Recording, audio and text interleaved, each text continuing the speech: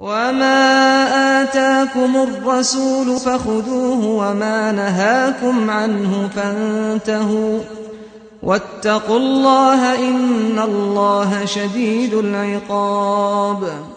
الحمد لله رب العالمين والصلاة والسلام على أشرف الأنبياء والمرسلين أما بعد ثم قال البخاری رحمہ اللہ باب التکبیر عند الرکن. دیکھیے اس میں بعض علماء کہتے ہیں کہ جب اشارہ کرنا ہے بٹ صاحب بعض علماء کہتے ہیں جب اشارہ کرنا ہے تو اشارہ رک کر حجر اسود کی طرف رخ کر کے کرنا ہے، اور وہ اس کے بارے میں حدیث بھی بیان کرتے ہیں. وہ ایک حدیث ہے کہ نبی صلی اللہ علیہ وسلم نے فرمایا ان وجدت فرجتن فاستلمہ، اگر وہاں رش نہ ہو، وہاں جگہ موجود ہو تو تم باقاعدہ جا کے چھو لو اور بوسہ دے لو. وَإِلَّا اگر وہاں جگہ کھلی نہ ہو فَلَا تُزَاحِمْ، پھر تم رش میں نہ پڑو. فَلْتَسْتَقْبِلْهُ، پھر اس کی طرف رخ کرو. وَكَبِّرْ، اور تکبیر کہو. یہ ایک حدیث ہے. اس حدیث کی وجہ سے بعض علماء کہتے ہیں کہ حجر اسود کی طرف رخ کر کے رک کر اس کی طرف رخ کر کے پھر اشارہ کرنا چاہیے، لیکن یہ حدیث ضعیف ہے. یہ حدیث ضعیف ہے. یہ ایک حدیث ہے جو شیخ محمد بن صالح عثیمین کی شرح ہے، انہوں نے شرح کے اندر یہ حدیث بیان کی ہے اور وہ انہوں نے اشارہ کیا کہ یہ حدیث ضعیف ہے. تو بعض لوگ سمجھتے ہیں کہ جب ہم نے حجر اسود کی طرف اشارہ کرنا ہے تو ہم نے رک کر اس کی طرف رخ کر کے پھر اشارہ کرنا. یہ بات صحیح نہیں ہے. وہ کہتے ہیں کہ چلتے چلتے اس کی طرف دائیں ہاتھ سے انسان اشارہ کر دے، منہ اس کی طرف کر کے اشارہ کر کے انسان آگے چلتا رہے، تو اس کے لیے رکنا ضروری نہیں ہے کہ انسان لازمی رک کر ہی انسان پہلی دفعہ بسم اللہ اللہ اکبر، پہلی دفعہ تو جب بھی کوئی کام شروع کرتے ہیں ایک تو بسم اللہ پڑھنا چاہیے اور تکبیر کہنی ہے، تو پھر آگے ہر استلام پہ پھر اللہ اکبر نہیں. چلتے چلتے بھی انسان جو ہے چلتے چلتے بھی انسان اشارہ کر سکتا ہے. ہاں جی، چلتے چلتے انسان دائیں ہاتھ سے اشارہ دائیں ہاتھ سے ہوگا، یہ بات یاد رکھیے. اچھا جی، وہاں رکتے ہیں جی.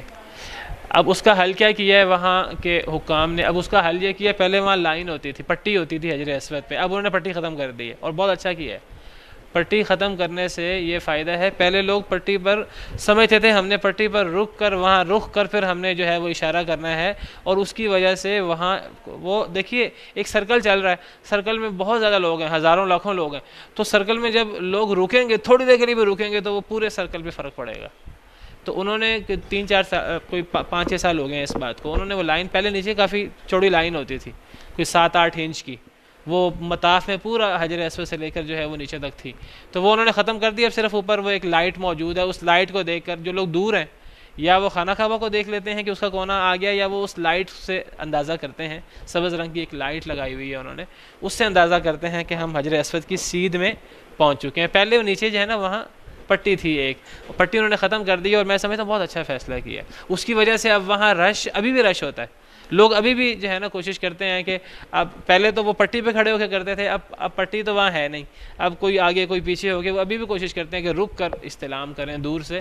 لیکن میں سمجھتا ہوں کہ اس کے لیے رکنا ضروری نہیں ہے، انسان چلتے چلتے استلام کرے اور انسان آگے بڑھ جائے. جی نہیں ہونا چاہیے. دیکھیں طواف کا طریقہ کہ خانہ کعبہ ہمارے بائیں ہاتھ ہوگا اور ہم چلتے جائیں گے اپنے رخ سیدھا. ہاں جی، اگر سینہ آپ کریں گے تو آپ چل نہیں سکیں گے، آپ چلیں گے تو آپ جو ہے گر پڑ کر چلیں گے، لوگوں سے ٹکراتے پھریں گے. اچھا جی، اگلا باب ہے باب التکبیر عند الرکن. پچھلا باب تھا کہ رکن پہ جا کے اشارہ کرنا، اب یہ باب ہے کہ اشارہ کے ساتھ ساتھ تکبیر بھی ہوگی، اللہ اکبر بھی کہا جائے گا. بعض حدیث میں تو ہے کہ یہ جو طواف اور یہ جو رمی ہے یہ ان کا اصل مقصد ہے ہی تکبیر. اب اس طرح کی شاید حدیث بھی ہے، میرا خیال ہے اللہ اکبر کہنا ہے، ہر کام شروع کرتے وقت بسم اللہ کہنا ہے. مقام ابراہیم پہ دعا کرنے کا ذکر ملتا ہے، باقی قبولیت کے بارے میں مجھے تو اس وقت ذہن میں نہیں ہے.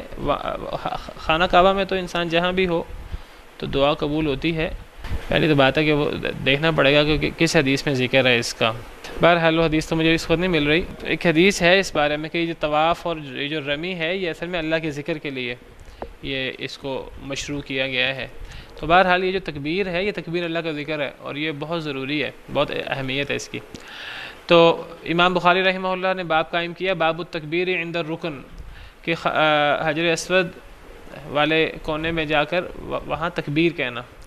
حدثنا مسدد قال حدثنا خالد بن عبد الله قال حدثنا خالد الحذاء عن اکرمۃ عن ابن عباس قال، حضرت ابن عباس رضی اللہ عنہ سے مروی ہے، فرماتے ہیں طاف النبی صلی اللہ علیہ وسلم بالبیت علی بعیر، طواف کیا نبی صلی اللہ علیہ وسلم نے بیت اللہ کا علی بعیر اونٹ پر، کلما اتی الرکن اشار الیہ بشیء کان عنده وکبر، جب بھی آپ حجر اسود کو آتے، رکن کی طرف آتے تو آپ اشارہ فرماتے اس کی طرف، بشیء کسی شے سے، کسی شے سے کیا مراد ہے؟ وہ جو آپ کے ہاتھ میں چھڑی تھی اس سے، کسی شے سے آپ اس کی طرف اشارہ فرماتے جو آپ کے پاس ہوتی، وکبرا، اور آپ تکبیر بھی کہتے۔ اب یہاں تکبیر کرنے کی بھی صراحت ہے۔ اب آپ ذرا غور کریں کہ یہ حدیث اور پچھلی حدیث جو ہم نے پڑھی یہ دونوں ایک ہی حدیث ہیں۔ پچھلی حدیث بھی ابن عباس سے ہے اور اس کے الفاظ ہیں طاف النبی صلی اللہ علیہ وسلم بالبیت علی بعیر، یہاں بھی ہے یعنی ابن عباس قال طاف النبی صلی اللہ علیہ وسلم بالبیت علی بعیر، اور پیچھے ہے کلما اتی علی الرکن اشار الیہ، جب بھی آپ حجر اسود پر آتے تو آپ اشارہ کرتے۔ یہاں تھوڑا سا اضافہ ہے، کلما اتی الرکن، جب بھی آپ حجر اسود پر آتے، اشار الیہ بشیء کان عنده، جو آپ کے پاس چیز ہوتی ہے آپ اس سے اشارہ کرتے، وکبر، اور تکبیر بھی کہتے۔ تو یہاں اشارے کے ساتھ ساتھ تکبیر کا اضافہ ہے۔ تو اب یہ کون بیان کر رہے ہیں؟ حضرت ابن عباس رضی اللہ عنہ۔ پچھلی حدیث پہ حضرت ابن عباس سے ہے، یہ حدیث بھی ابن عباس سے ہے۔ حضرت ابن عباس کے شاگرد کون ہیں؟ اکرمہ۔ پچھلی حدیث میں بھی یہی ہے، اس حدیث میں بھی یہی ہے، ایسے ہی ہے۔ ان کے شاگرد کون ہیں؟ خالد۔ یہاں بھی خالد ہیں، پچھلی حدیث میں بھی خالد ہیں، اور پچھلی حدیث میں خالد، یہاں خالد کے ساتھ الحذاء، خالد الحذاء۔ تو یہ جو پچھلی حدیث میں وہ بھی خالد سے مراد خالد الحذاء ہیں۔ تو یہاں تک حضرت ابن عباس سے یہ حدیث اکرمہ نے سنی، اکرمہ سے یہ حدیث جو ہے وہ خالد الحذاء نے سنی۔ اب جو خالد الحذاء سے بیان کرنے والے ہیں، پچھلی حدیث میں وہ عبد الوہاب ہیں، اور یہاں کون ہے بیان کرنے والے؟ خالد بن عبداللہ، خالد بن عبداللہ۔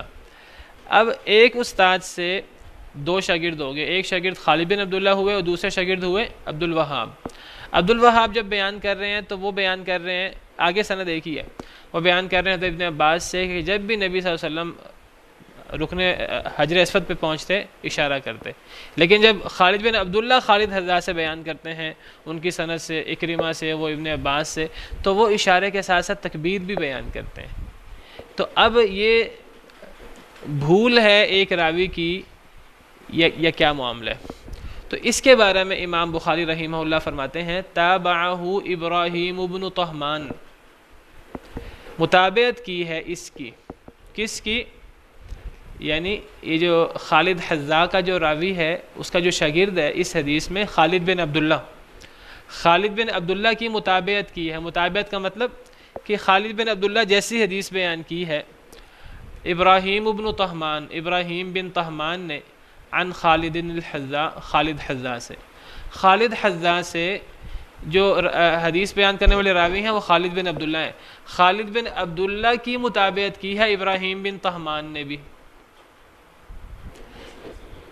ان کی سند سے بھی یہ مروی ہے، تو انہوں نے خالد بن عبداللہ کی متابعت کی ہے، انہوں نے عبد الوہاب کی متابعت نہیں کی۔ گویا کہ دو شاگرد جو ہیں وہ اشارے کے ساتھ ساتھ تکبیر کو بھی بیان کرتے ہیں، اور ایک شاگرد اشارہ بیان کرتے ہیں۔ پتہ لگا جنہوں نے اشارے کے ساتھ ساتھ تکبیر بیان کی غلطی سے بیان نہیں کی، وہاں دو راوی ہیں بیان کرنے والے، وہ زیادہ سیکھا بات ہے، زیادہ راجع بات ہے۔ تو اس کا مطلب یہ ہوا کہ یہ خالد بن عبداللہ نے بھول کر یہاں تکبیر کا ذکر نہیں کر دیا، بلکہ وہ جو عبد الوہاب ہیں انہوں نے ممکن ہے تکبیر ذکر نہیں کی۔ یہاں دو جو شاگرد ہیں، تین شاگردوں میں سے دو شاگرد وہ اشارہ کرنے کے ساتھ ساتھ تکبیر کا بھی بیان کر رہے ہیں، یہ مطلب ہے امام بخاری کا۔ یہاں اس لیے امام بخاری نے تابعہ، یہ اشکال ذہن میں آ رہا ہے کہ ممکن ہے خالد بن عبداللہ بھول گئے ہوں، تکبیر کا ذکر نہ کیا ہو استاد نے، وہ کہتے ہیں نہیں، تکبیر کا ذکر کرنا زیادہ بہتر ہے کیونکہ دو شاگرد تکبیر بیان کر رہے ہیں۔ اس کی مطابقت کی ہے خالد بن عبداللہ کی، خالد حذاء سے ابراہیم بن طہمان نے۔ اور یہ ابراہیم بن طہمان کی جو حدیث ہے یہ حدیث بھی صحیح بخاری میں ہی موجود ہے، یہ حدیث صحیح بخاری میں کتاب الطلاق میں یہ حدیث موجود ہے، میں نے یہ حدیث بھی نکالی ہوئی ہے۔ یہ حدیث جو ہے وہ صحیح بخاری کی حدیث نمبر 5293 ہے، کتاب الطلاق کے اندر یہ حدیث ہے، اور وہ حدیث یہ ہے، صحیح بخاری کی حدیث ہے۔ حدثنا عبداللہ بن محمد قال حدثنا ابو عامر عبد الملک بن عمر قال حدثنا ابراہیم، یہ وہی ابراہیم ہے جن کے بارے میں امام بخاری کہتے ہیں ابراہیم بن طہمان نے مطابعت کی ہے. کس کی مطابعت کی ہے؟ خالد بن عبداللہ کی. مطابعت کا مطلب یہ ہوتا ہے کہ جو حدیث خالد بن عبداللہ نے بیان کی ہے وہی حدیث ابراہیم بن طہمان نے بیان کی ہے. ان دونوں کا استاد کون ہے؟ خالد الحذا. یہی امام بخاری کہہ رہے ہیں تابعہ ابراہیم بن طہمان عن خالد الحذا. اب یہ حدیث دیکھیں تو ابراہیم کہتے ہیں, یہاں ابراہیم سے مراد ابراہیم بن طہمان ہے. عن خالد, یہاں خالد سے مراد کون ہے؟ خالد الحذا, وہ جو استاد خالد ہے. خالد بن عبداللہ مراد نہیں ہے یہاں, وہ خالد الحذا مراد ہے. اور خالد الحذا کے استاد کون تھے؟ اکرمہ. اب دیکھیے ذرا آپ, وہاں اکرمہ ہی ہے نا, اکرمہ. اور اکرمہ ابن عباس سے. اور طاف رسول اللہ صلی اللہ علیہ وسلم علی بعیرہ وکان کلما اتی علی الرکن اشار الیہ وکبر. اس میں اشارہ کے ساتھ ساتھ تکبیر بھی ہے. تو یہ حدیث صحیح بخاری کی ہی ہے.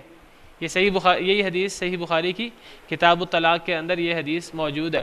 تو پتہ لگا کہ یہ جو اشارہ کے ساتھ ساتھ تکبیر کا جو ذکر ہے, یہ تکبیر کا ذکر زیادہ راجح ہے, یہ کوئی بھول نہیں ہے کسی راوی کی. تو اشارہ کے ساتھ, اس لیے امام بخاری نے باب باقاعدہ قائم کیا کہ اشارہ کے ساتھ ساتھ تکبیر بھی ہوگی.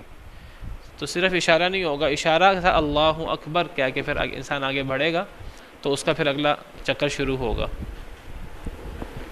جی, امام بخاری بہت بڑے فقیہ تھے. وہ جو ہے وہ ایک حدیث سے 10 20 مسئلے اخذ کرتے ہیں. وہاں حدیث سے کوئی طلاق کا مسئلہ بھی کوئی اخذ کر رہے ہیں, طلاق میں اشارہ کہنے سے طلاق ہوتی کہ نہیں ہوتی, تو وہ اس قسم کا کوئی مسئلہ وہاں اخذ کر رہے ہیں. تو آپ کبھی صحیح بخاری پڑھیں. صحیح بخاری میں جو ہے ہم پڑھیں گے انشاءاللہ, ایسی حدیثیں ملیں گی کتاب الحج میں جو حج سے متعلق ہیں ہی نہیں, لیکن ان سے امام بخاری حج کا کوئی نہ کوئی مسئلہ ثابت کر رہے ہوں گے. تو امام بخاری بہت بڑے فقیہ تھے. سبحان ربک رب العزت عما یصفون وسلام علی المرسلین والحمد للہ. صناع الحیات اقمار الليالي منار الهداة اعلام الرجال صناع الحیات اقمار